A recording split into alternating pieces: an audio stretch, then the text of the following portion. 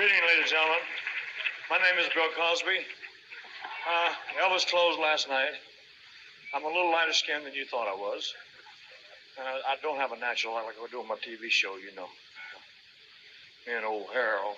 Not Harold. What's his name? Albert. Fat Albert. Hey. Hey, look. Somebody gave me this thing here. Yeah, it really is. Somebody gave it to me. And I just got an 8th degree black belt in karate.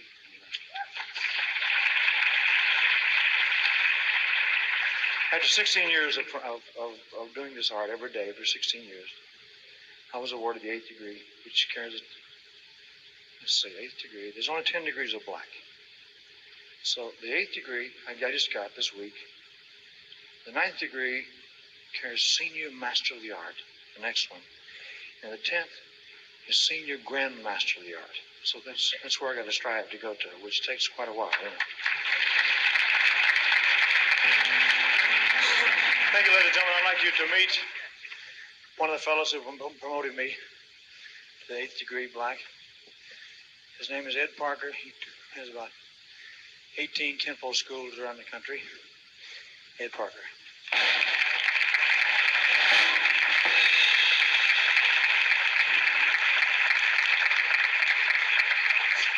There's another fellow in the audience. See that book. It's a friend of mine. His name is John O'Grady. He's written a book. He was head of the narco squad in Los Angeles for 26 years. And on the 166th page, he's got about 3 pages about me and my ex-wife Priscilla, and about our friendship, and about that maternity suit. It turned out to be a complete conspiracy and a hoax, man. Just no way. I had a picture made with that chick, and it's all. She got pregnant with a camera, a Polaroid or something. Anyway, it's all in this book. It's been watching Polaroid cameras, water. But you know what she did? And when she goofed up, she named the night. And the night that she named, my wife was with me in the audience. And that's the night she said, "Ain't no way you're gonna fool around with her out there. You kidding me?" So anyway, let me tell you something. If you like things like the French Connection, the Chinese Connection, the British Connection, the knee connection to the jump bone neck to bone neck to. If you like that type of stuff, buy this book. It's called O'Grady. It'll be in print when, John? Up to September 27th. It will fascinate you. It's about 26 years of a hardline policeman working in the narco squad out of Hollywood. So you can imagine what it's like. Buy this book. It's called O'Grady. Okay.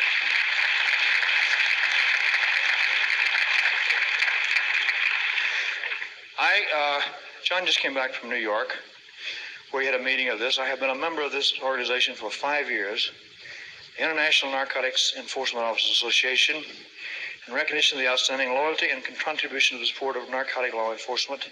This award of special honor is bestowed upon Elvis Presley in testimony, so-and-so, lifetime member, International Narcotics Enforcement Officers Association. So I just got that.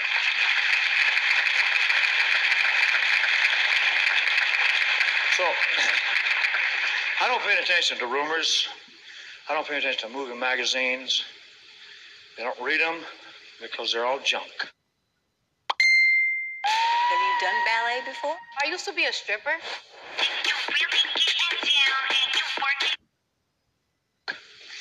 And no, I don't mean to put anybody's job down. I'm talking about they have a job to do, and they got to write something. So if they don't know anything, they make it up, So in my case, they make it up. When I hear rumors flying around, I got sick in the hospital. Well, I was, in this day and time, you can't even get sick. You are strung out. Oh, by God, I'll tell you something, friend. I have never been strung out in my life, except on music.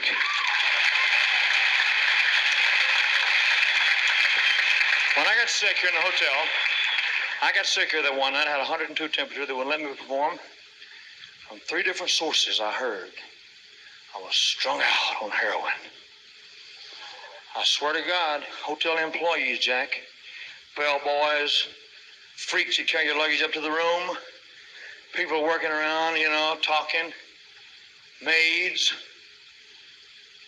And I was sick. I had a doctor, had the flu, and I got over one day. But all across this town, I was strung out. So I told him earlier, and don't you get offended, ladies and gentlemen, I'm talking to somebody else. If I find or hear the individual that has said that about me, I'm going to break your goddamn neck, you son of a bitch.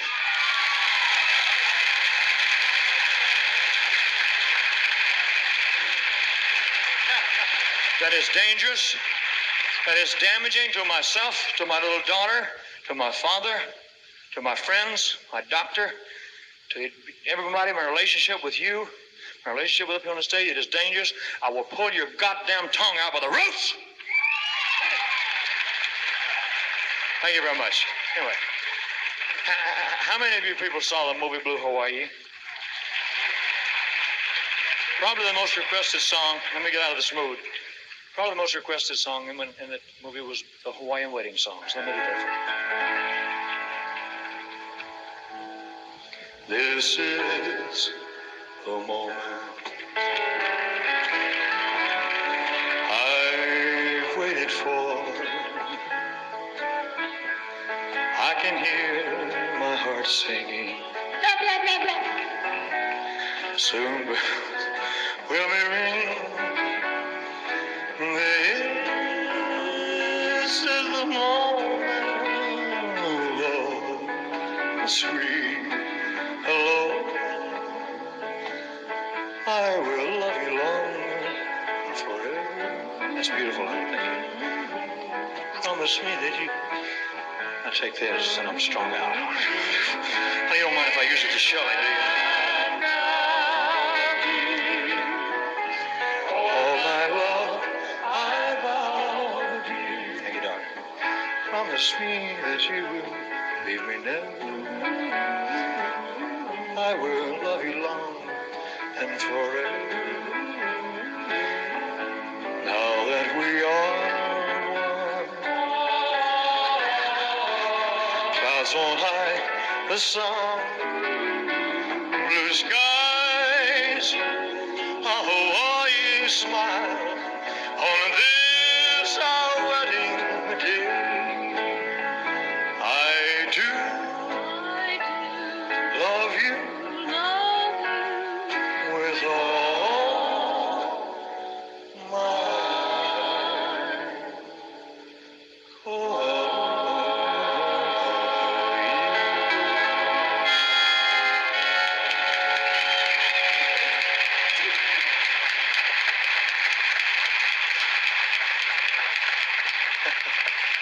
Thank you.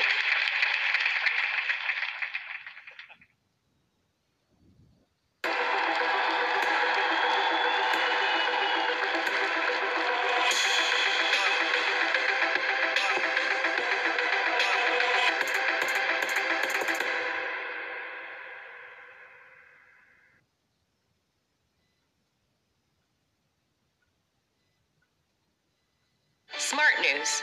I was only watching news I agreed with. I was only getting news from social media. Now, I use Smart News. It has news that matters. I trust Smart News. Download Smart News for free today.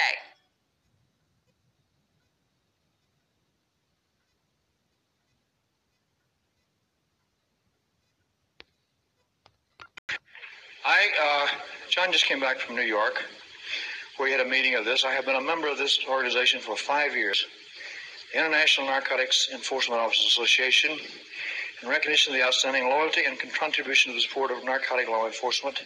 This award of special honor is bestowed upon Elvis Presley in testimony, so-and-so, lifetime member, in International Narcotics Enforcement Officers Association. So I just got that.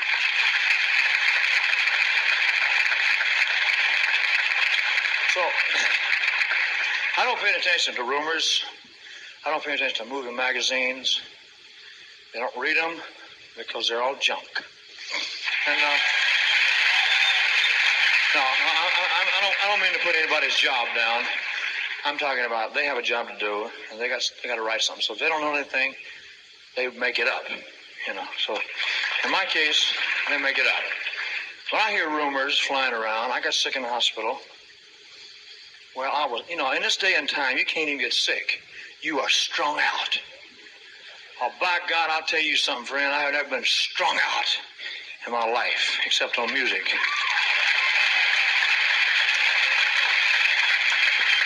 When I got sick here in the hotel, I got sicker that one night. I had 102 temperature. They wouldn't let me perform. From 3 different sources, I heard I was strung out on heroin. I swear to God, hotel employees, Jack, bellboys, freaks that carry your luggage up to the room, people working around, you know, talking, maids. And I was sick. I had a doctor, had the flu, and I got over one day. But all across this town, I was strung out. So I told him earlier, and don't you get offended, ladies and gentlemen, I'm talking to somebody else. If I find or hear the individual that has said that about me, I'm going to break your goddamn neck, you son of a bitch.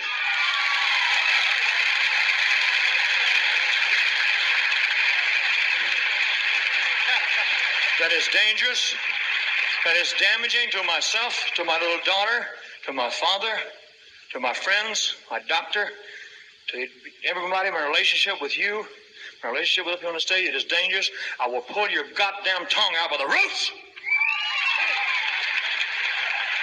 Thank you very much. Anyway, how many of you people saw the movie Blue Hawaii?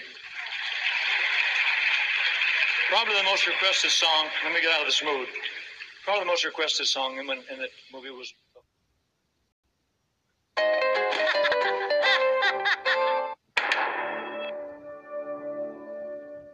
Look at our lives, man. Spinning our wheels, job after bullshit job.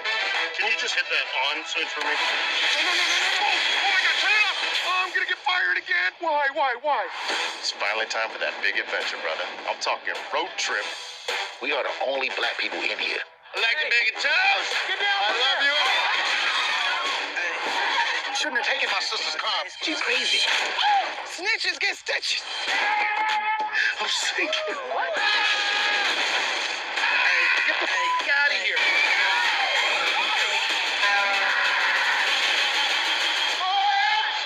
What y'all looking at? I'm from the street. People from the street don't hang people from roof.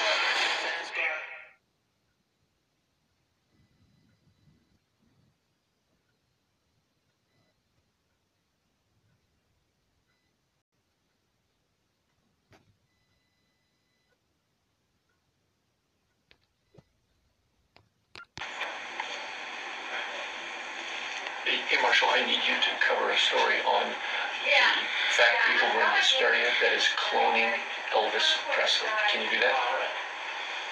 Yeah, no problem. Okay.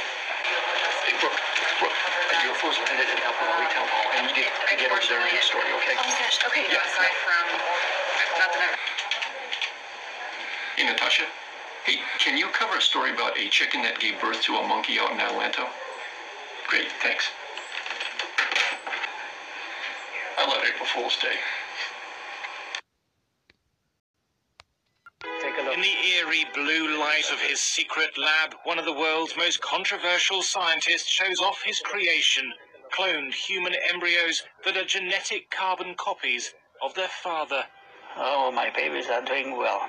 They look beautiful. Filmed for a TV documentary, Dr. Panagiotis Zavos implants 11 of the embryos in 4 women, one of them British, in the hope of producing the first cloned human being. The procedure is a criminal offence in the UK, but not in this undisclosed Middle Eastern country. I think we have 3 very good embryos that could be in utero today, and that if implantation is successful as well, and the pregnancy is maintained, as we say in the US, we have a home run. Dr. Zavos also reveals he's produced cloned embryos from 3 dead people, including Katie, who died in a car crash. He injected her DNA into a cow egg, though he hasn't implanted the animal-human hybrid. British scientists have condemned his work as reckless. Cloning of animals, such as Dolly, has shown the technique carries risks of severe congenital abnormalities. I find it A, incredible, and B, disgusting, because he's sowing false hope to begin with. So the individuals who are involved in this experiment, and that's what it is, an experiment, may well not realize that the outcome is almost certainly going to be negative. And to put couples through that, in my opinion, is unethical. Dr. Zavos adapted a standard cloning technique for his human patients. He first took an egg from the mother and stripped out the nucleus containing 99.9% of her DNA. He then took a skin cell from the father and extracted the genetic material. That was injected into the empty egg and given a jolt of electricity to form a cloned embryo. Within a matter of days, the embryo would have grown into a ball of 32 cells, which Dr. Zavos implanted into the mother's womb. So far, none of the attempts has led to a viable pregnancy, but this infertile Canadian doctor, who wants to remain anonymous, says the technique is his only hope of having a child.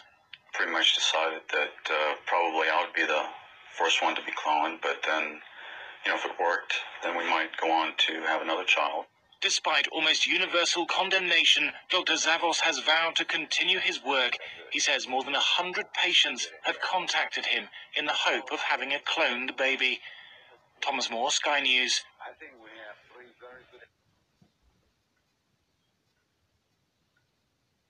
Should you answer it or let it go to voicemail? If you don't know who's calling, it's hard to know what to do.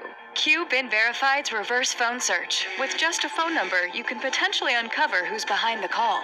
Searching a phone number in a regular search engine gives you limited results, which might not tell you very much. With Been Verified, search billions of data points to uncover first and last names, address history, social media profiles, other associated phone numbers, and more. Use this information to figure out the possible origin of a call. Robocalls are up over 40% year over year. Many use neighbor spoofing to make the calls seem like they are from local sources. Take the guesswork out of vetting calls and stay one step ahead of scammers. Or say you want to reconnect with an old friend, but only have a phone number. Use a reverse phone search and you might find more contact information so that you can get back in touch. See an unknown number pop up on your partner's phone? Before jumping to conclusions, you can run a reverse phone search to potentially uncover the name, address, or more behind the call. Been Verified's reverse phone search is a powerful tool to help you learn more about the people around you. Try it out today.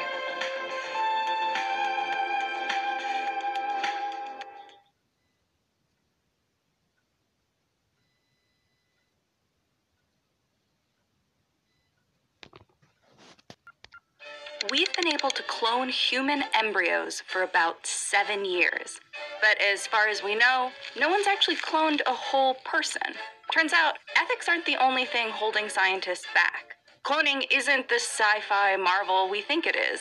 It can be dangerous, often ineffective, and most of all, we just haven't thought of a good enough reason to do it. So here's why you'll probably never have to fight your evil clone. This is Dolly. Just kidding, that's a regular sheep. This is Dolly, the first mammal cloned successfully from an adult cell. She was born in 1996 after scientists figured out how to remove the DNA from the egg cell of a Scottish blackface sheep and basically replace it with the DNA of a mammary cell from a Finn Dorset sheep. They gave it a little electric shock to fuse the cell and get it replicating, placed the cells in the uterus of another sheep, and boom, clone. This method, called reproductive cloning, could theoretically be used on humans. But this is a best-case scenario. It took 277 tries for the scientists to get one Dolly. Nowadays, cloning mammals generally has a success rate of about 10 to 20%, better than 1 in 277, but still a majorly inefficient process. Technically, it's not difficult to produce clone embryos, but human cloning has other hurdles that need to be considered. To even research human cloning, scientists would need to ethically collect a large amount of donated eggs and find enough surrogates to carry them. But even if they made it through that logistical nightmare, the biggest issue is this. They're going to hurt the baby, or they're going to hurt the person carrying the clone fetus. Across the board, scientists have found that some embryos expire before they're implanted. Others result in miscarriages. And those that make it to term often die soon after birth or end up with severe abnormalities. Simply, these are risks that are easier to take when it comes to experimenting with sheep than with people. But arguably the biggest reason we haven't cloned a human being? There's not a good enough reason to.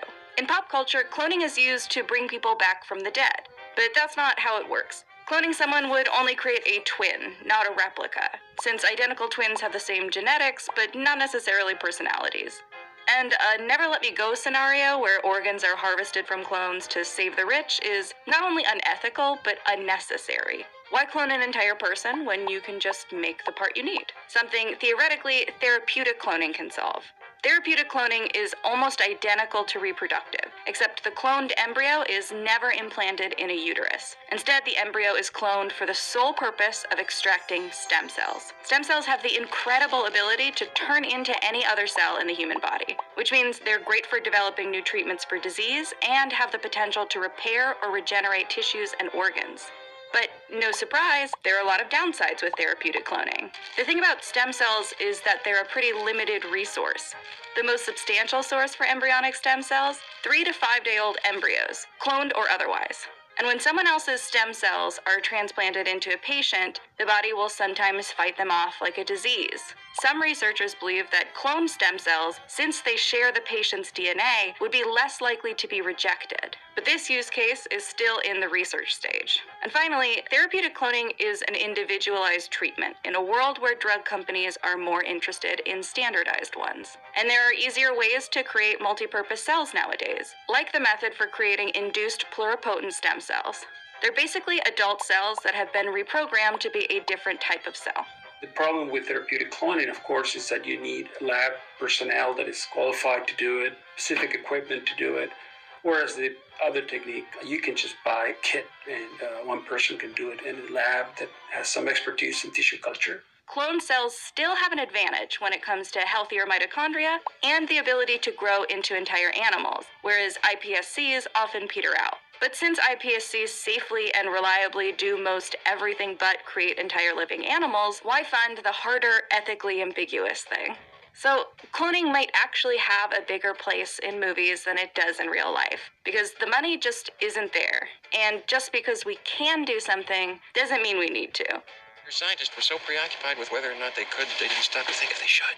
So in the research for this video, I did come across one very interesting tidbit, and that is the announcement of cloned human baby Eve, who was born on December 26, 2002. And the source of this announcement is a company called Clonaid, which was formed in 1997 by the Raelian cult. And they're a cult that believes that humans were cloned from aliens, and the only way for us to reach immortality is to clone ourselves. It's been 18 years, and we haven't gotten any proof that Baby Eve exists or has ever existed, but the company is still alive and well. So if any proof does come through, we will update you. Subscribe below so you don't miss it.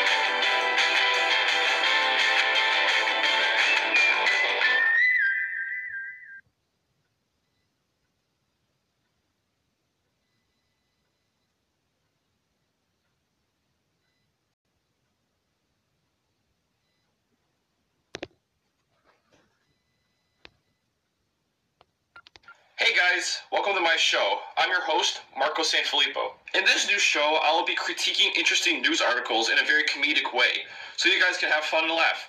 Hopefully this channel works out. I'm gonna try doing game reviews and movie reviews and top 10 lists.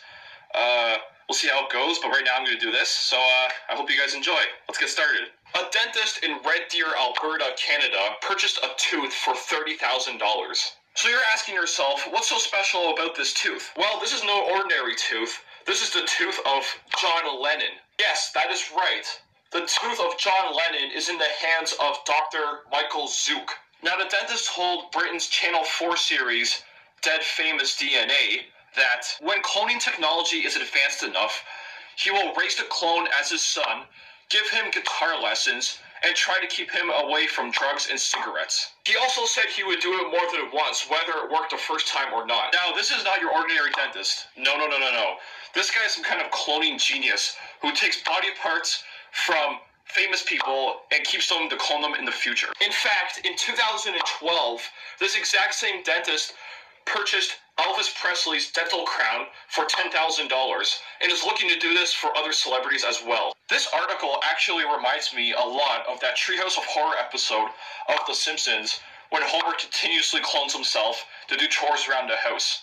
Classic episode. So if this dentist continues to do what he wants to do, we're going to have clones of John Lennon and Elvis Presley all around the world. Just imagine John Lennon working at a coffee shop or Elvis Presley working at a gas station.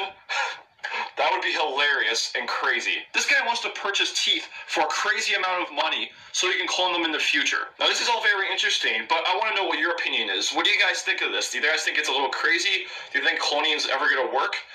Give me your feedback in the comments below. I would like to have a clone of the Ultimate Warrior. He was a great wrestler. You'll never have anybody like him again. Rest in peace, Ultimate Warrior. Another question I'll ask you is, if you had to clone any famous person in the world, who would it be? Let me know in the comments below. If you guys want to read the full article, I will link it in the description below, so make sure you guys check that out. So that's my first episode. That's my show. Hope you guys enjoyed it. Let me know what you think. Please like this video, subscribe to this channel, and hopefully I can make more videos in the future. This is actually pretty fun. I love doing this. So yeah, hopefully I get to hear back from you guys. Yeah, keep cool. Thanks a lot, and I'll see you guys later.